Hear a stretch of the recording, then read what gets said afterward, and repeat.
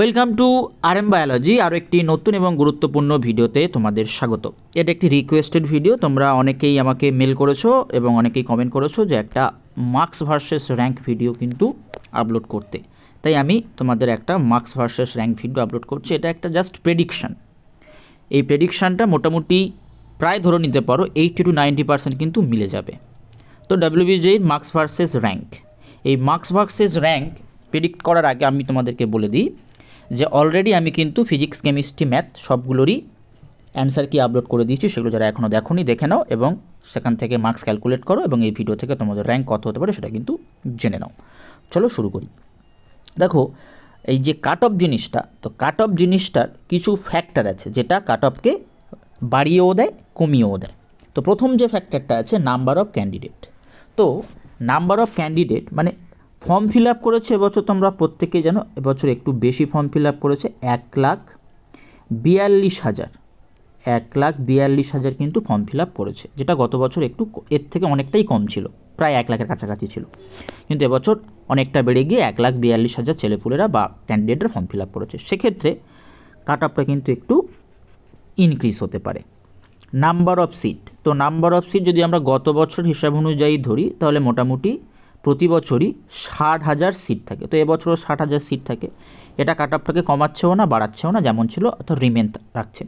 Exam difficulty level, exam difficulty level এবছর কিন্তু moderate. এবছর কিন্তু কোনোভাবেই বলতে পারবে না যে ইজি আছে, এবছর কিন্তু মডারেট। এই মডারেট হওয়ার কারণে এটা কিন্তু কাট অফটাকে একটুখানি কী করছে, ডিক্রিজ করছে। তো দেখো, একটা এফেক্ট কাট অফটাকে বাড়িয়ে দিচ্ছে আর একটা এফেক্ট কাট অফটাকে ডিক্রিজ করে দিচ্ছে। এবার তোমরা বলতে পারো যে ফর্ম ফিল আপ করেছে 1,42,000, তো অ্যাপিয়ারিং করেছে কতজন? অ্যাপিয়ারিং করেছে প্রায় 95K থেকে 97K। তো সেটাকে আমরা প্রায় ধরতে পারি 1 লাখ স্টুডেন্ট কিন্তু অ্যাপিয়ার করেছে, সেটাও কিন্তু বেশ অনেকটাই। তো এবারে আমরা এই যে এফেক্টের বিচারে বা এই যে প্রায়োরিটিগুলো আছে সেগুলোর বিচারে আমরা কিছুটা কাট অফ প্রেডিক্ট করেছি, সেটা চলো দেখে নিই। তবে সবথেকে প্রথম, যদি মার্কসটা 180 থাকে, এবছর মার্কস কারোর যদি 180 আসে এক্সেপ্ট সে ফার্স্ট র্যাঙ্ক হতে পারে, র্যাঙ্ক তার 1 হতে পারে। যদি 170 প্লাস হয় সেক্ষেত্রে র্যাঙ্কটা হবে 2 থেকে 20-র মধ্যে। 170 থেকে 160-এর মধ্যে থাকলে হবে 21 থেকে 40-এর মধ্যে। 160 থেকে 150-এর মধ্যে থাকলে হবে 40 থেকে 65-র মধ্যে। 150 থেকে 140-এর মধ্যে থাকলে র্যাঙ্ক দাঁড়াবে 65 থেকে 150। 140 থেকে 130-এর মধ্যে থাকলে র্যাঙ্ক হবে 150 থেকে 255।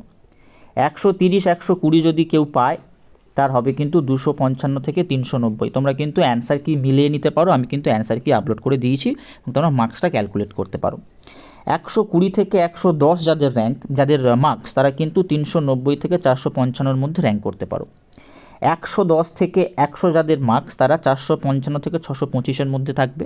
আমি আর একবার বলছি, এটা জাস্ট একটা প্রেডিকশান। এই প্রেডিকশান 80 থেকে 90% কিন্তু মিলে যাবে, পুরো 100% না মিললেও। 100 থেকে 90 যাদের মার্কস আসছে তারা কিন্তু 625 থেকে 850-এর মধ্যে থাকবে। 90 থেকে 80-র মধ্যে যাদের মার্কস, তারা কিন্তু 850 থেকে 1,500-এর মধ্যে থাকবে। 80 থেকে 70 যাদের মার্কস, তাদের কিন্তু 1,500 থেকে 2,450-এর মধ্যে।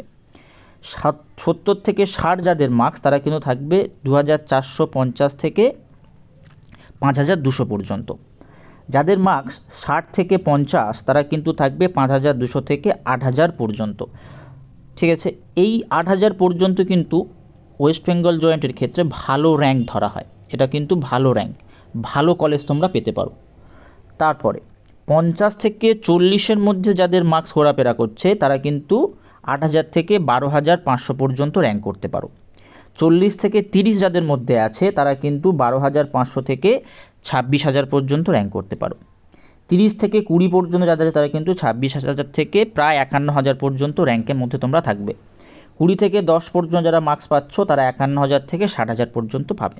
দেখো, আমি এরপরে আর র্যাঙ্ক এই কারণেই বললাম না, তার কারণ আমাদের সিট মোটামুটি অ্যাপ্রক্স থাকে হচ্ছে 60,000 বা 60K।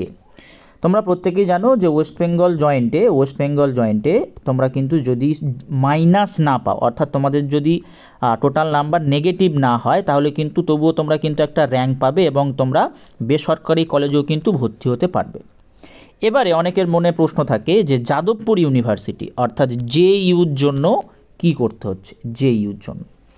জেইউর জন্য তোমাকে কিন্তু মার্কসটা মোটামুটি রাখতে হবে এই রেঞ্জের মধ্যে, কিন্তু মার্কসটা তোমাকে রাখতে হচ্ছে। এবার বলি যে টোটাল ফার্স্ট রাউন্ড কাউন্সেলিং হয়, সেকেন্ড রাউন্ড কাউন্সেলিং হয় এবং তারপরে কিন্তু একটা মপ আপ হয়।